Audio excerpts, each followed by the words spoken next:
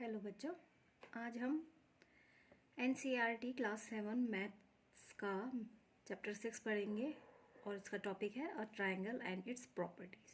Properties के बारे में हम बाद में पढ़ेंगे। सबसे पहले पढ़ेंगे कि ट्रायंगल होता क्या है। तो सिंपल सी डेफिनेशन है इसकी ट्रायंगल की। A triangle is a simple closed figure made of 3 line segments. जो ट्रायंगल होता है वो एक सिंपल क्लोज्ड फिगर होता है जो तीन लाइन सेगमेंट से बना होता है। It has 3 sides, 3 vertex and 3 angles. इसके 3 साइड्स होते हैं, 3 वर्टेक्स होते हैं, वर्टेक्स को वर्टिसेस भी बोलते हैं, और 3 एंगल्स होते हैं इसके। This is triangle ABC। ये जो ट्रायंगल है ये 3 लाइन सेगमेंट से बना हुआ है। एक लाइन है AB, दूसरी लाइन है BC और तीसरी लाइन है CA।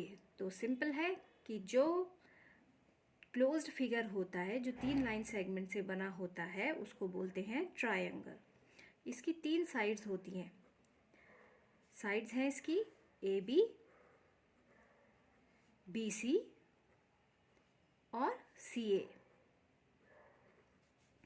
एंगल्स होंगे इसके, ये है एंगल्स, 3 एंगल्स हैं, 3 angles. It has 3 angles. A triangle has 3 angles. ABC angle, ABC angle, BCA and angle CAB। और इसके 3 वर्टिक्स होते हैं। वर्टिक्स होते हैं, कॉर्नर पॉइंट को वर्टिक्स बोलते हैं। ये जो कॉर्नर पॉइंट्स हैं इसके, ये होंगे इस ट्रायंगल के वर्टिक्स।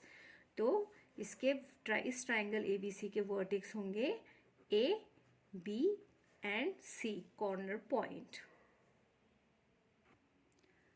तो फर्स्ट हमने ये पढ़ा कि ट्रायंगल होता क्या है। ट्रायंगल एक क्लोज्ड फिगर होता है जो 3 लाइन सेगमेंट से बना होता है। दूसरी चीज इस चैप्टर में आएगी मीडियन ऑफ अ ट्रायंगल। अब मीडियन क्या होता है ट्रायंगल का?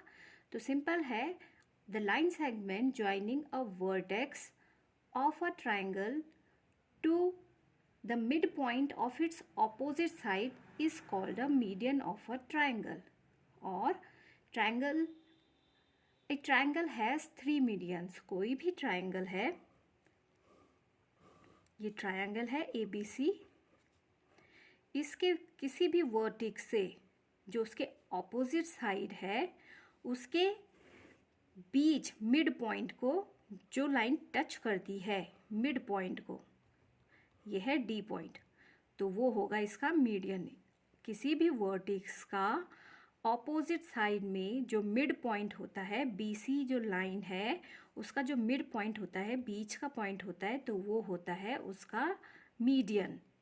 अब इस वर्टेक्स से अगर हम इसके ऑपोजिट B के ऑपोजिट जो B वर्टेक्स है, इस पॉइंट के ऑपोजिट है AC।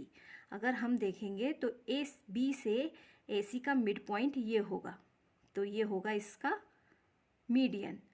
तो ट्रायंगल ABC में A का जो मीडियन है वो होगा D पॉइंट। AD होगा BC का मीडियन।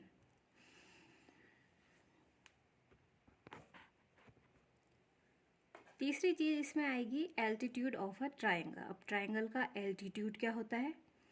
तो एक ऐसी लाइन जो वर्टेक्स से पास होती है और ऑपोजिट साइड पे परपेंडिकुलर होती है। Perpendicular means a straight line forms an angle of 90 degree. Perpendicular का मतलब वो है वो स्ट्रेट लाइन जो 90 डिग्री का एंगल बनाती है। फॉर एग्जाम्पल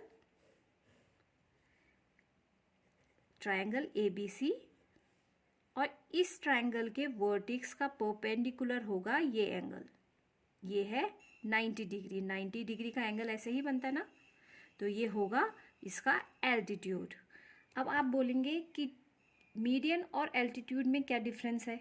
तो मीडियन में जो मीडियन है वो वर्टेक्स के ऑपोजिट जो साइड होता है उसका मिड पॉइंट होता है, और जो एल्टीट्यूड होता है वो एक स्ट्रेट लाइन होती है, परपेंडिकुलर लाइन होती है जो 90 डिग्री का एंगल बनाती है। अब देखिए, एक ट्रायंगल ये है। अब इसमें ABC, इसमें जो ये होगा 90 डिग्री। अब आप देखिए, ये ट्रायंगल ABC में ये इस BC का मिड पॉइंट तो यहाँ पे होगा कहीं पे, तो ये होगा इसका मीडियन, और ये होगा स्ट्रेट लाइन होगा, परपेंडिकुलर लाइन होगा, वो होगा 90 डिग्री का एंगल जो होगा एल्टीट्यूड। मीडियन में DBC का मिड पॉइंट होता है, जबकि अगर हम कोई ट्रायंगल इस तरह का लेते हैं, इसमें जो D है वो BC का मिड पॉइंट नहीं है, तो ये AD जो AD है, ये AD है जो ये इस ABC ट्रायंगल ABC का एल्टीट्यूड होगा। अब जो इसमें चौथी चीज़ आएगी वो आएगी exterior angle of triangle and it's properties. Exterior angle, triangle का कोई भी एक्सटीरियर एंगल और उसकी प्रॉपर्टीज़, उसके गुण।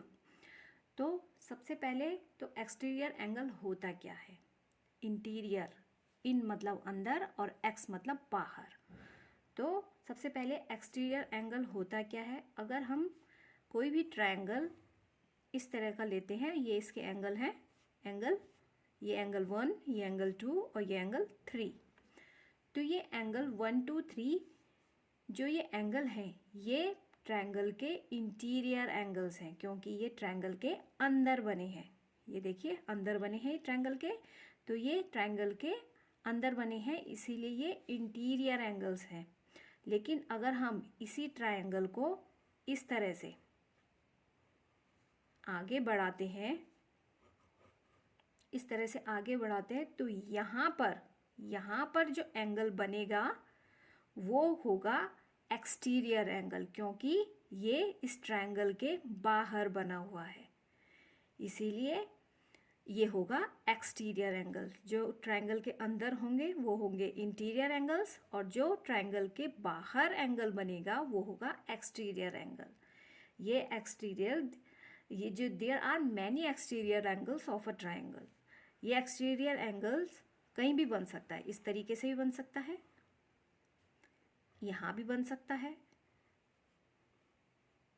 ऐसे भी बन सकता है। तो there are so many exterior angles of a triangle. अब इसकी प्रॉपर्टीज के बारे में जानेंगे।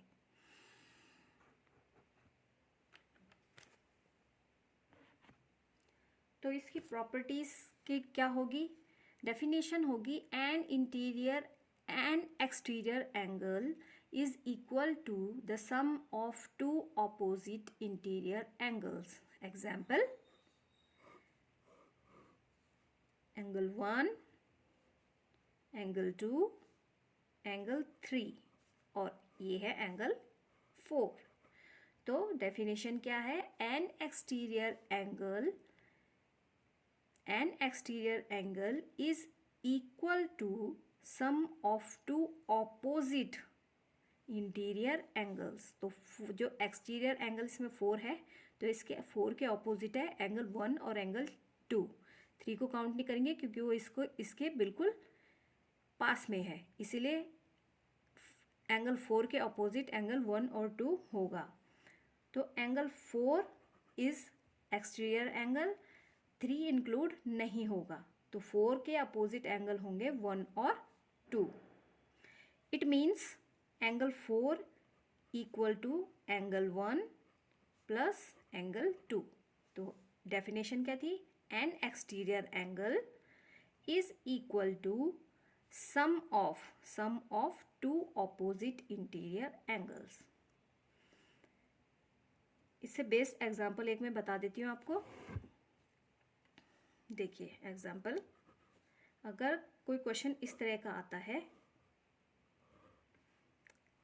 ये 60 डिग्री दे रखा है, ये 30 डिग्री दे रखा है, और आपसे पूछा हुआ है x, ये x कितने, फाइंड x। तो आपको इसमें x फाइंड करना है कि x कितने डिग्री का होगा। तो आपको पता है कि an exterior angle is equal to sum of opposite two interior angles. Angle 30 degree, तो x होगा 60 + 30 90 डिग्री। तो आपको पता चल जाएगा कि ये एंगल होगा 90 डिग्री।